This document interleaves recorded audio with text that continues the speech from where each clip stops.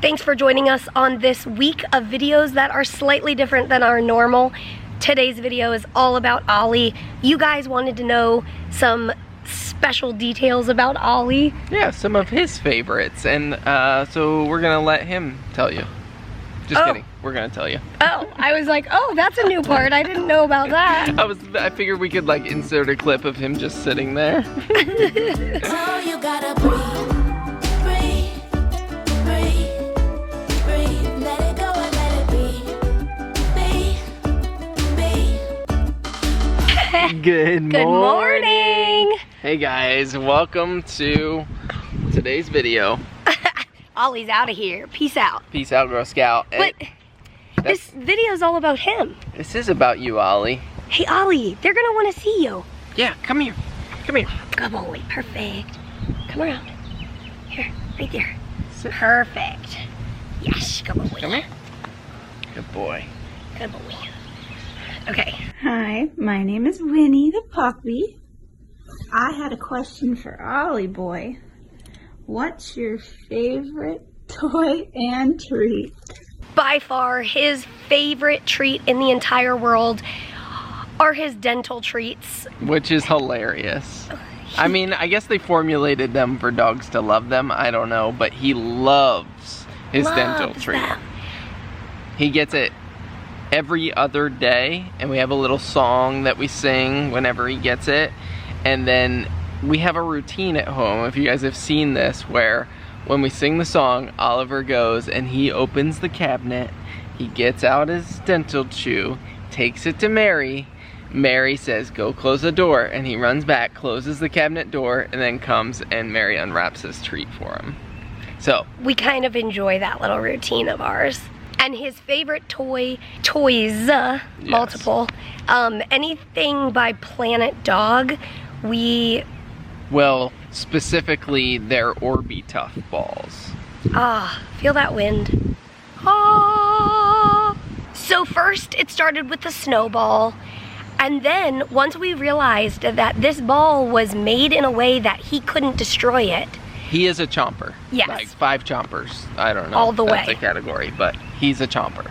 So he started with the snowball, then a ton of other balls were added to the mix, and now he has almost all of the Orby Tough balls that you can purchase, and he loves them. Yeah. So much. They are, as the package says, minty and buoyant. They have like a unique smell and they float. So we can take them when we go on the boat and all of that. But the main reason is that he can't destroy them. He loves chewing them. He loves chasing them, fetching them, all of that. But some of those, he'll spend a while just kind of, it's like chewing gum for him, but yeah. He doesn't get through it, the surface, so they're his favorite. Hi, I'm Mandy, and this is Hallie, and we're in Arkansas. And I was wondering how you guys deal with public access issues and how you decide on when it might be best to leave Ollie at home, such as when you're going on vacation. Access issues. Okay, we try to keep it real calm, and we try to say, oh, he's a service dog. So, you know, with confidence saying, like, yep, he's a service dog.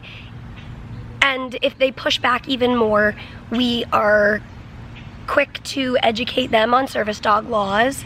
But typically when you say, oh, he's my service dog, the employee or whoever's, you know, inquiring, that usually ends the conversation. Yeah, yeah. And by public access issues, it's just if someone in like a public store or whatever would say something like, oh, you can't have a dog here. Right. In that scenario, we would say, oh, he's a service dog. And most, I mean, we find probably 90% of the time, like that's all that happens. In the scenarios where they're like, no dogs whatsoever, then we'll have to kind of educate them about what a service dog is and how service dogs help people in public places and that sort of thing. And so that's kind of how we approach that. But of course, as you can imagine, whenever there's that kind of, I don't want to call it a conflict. Confrontation. Yeah. That kind of thing. Your heart races a million miles a minute, even though you know what you are supposed to say, it still makes your heart just race. And so we just try to keep it as calm as possible. And sometimes the conversation doesn't go as peacefully as you'd hope, but you have to just kind of move on. That's part of having a service dog, and it is one of the more difficult parts of having a service dog. But I have researched and prepared myself to be ready to answer when people do ask, and that's all you can really do. There are a few scenarios where we choose to leave Oliver at home. One is if we're gonna be hanging out with alligators. A couple years ago we went to Florida and we were hanging out with alligators, and so that wouldn't be a good time. Or a zoo in general. Sometimes there's like animal diseases or bacteria or whatever that can be picked up in like a zoo environment, and so in those situations we typically would leave Oliver at home. An operating room, he's not allowed in an operating room, and so he does not come with me in that scenario. And then if I'm gonna be on a roller coaster or that sort of thing, haven't been on a roller coaster in years, but if it happens, he would stay home for that. Or like take this week for example. He always stays with me in the hospital when I'm in the hospital, and you know, when I'm going to the hospital for a visit for a day and all of that. But like this week, you guys know that we are at a different hospital for a week-long intensive testing situation, and we are in a completely new environment where we're going to be in and out of doctor's visits back to back to back Monday through Friday. And this was a scenario where we decided Oliver's going to stay with my parents at this time for a lot of different reasons. Yeah.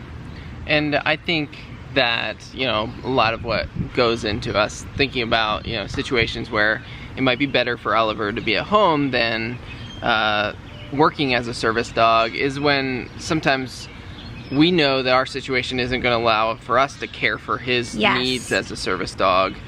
So like some handlers, when they go in the hospital, their service dog won't come in with them because there's not somebody to help care for the dog's needs or that sort of thing. And that's like totally like, it's all a situation by situation and how what's going to work best for both the handler and the service dog. Yes, and that is such a good point, that a service dog is, you know, you've heard the term, a service dog is not a robot.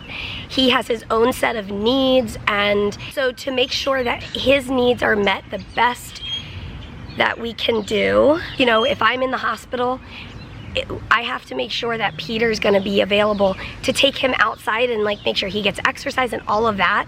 And like Peter was mentioning, some patients choose not to have their service dog come to the hospital because maybe they don't have somebody who can meet the dog's needs.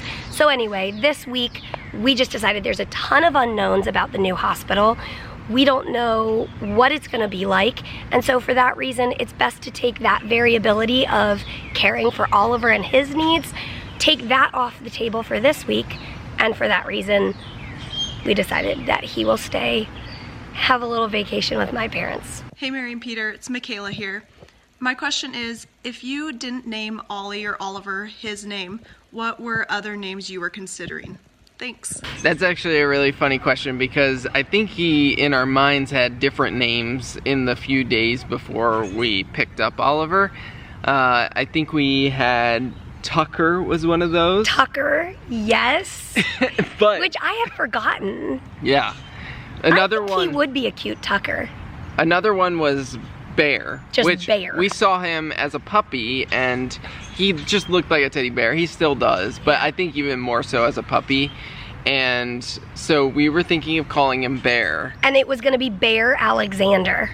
Oh, that's funny. Was there anything else? I don't think so. Bear. I think Oliver James is just the perfect name for him. It did take time though for me to like, for it to click in my mind. Okay, your name is Oliver. And like, but now it just feels right.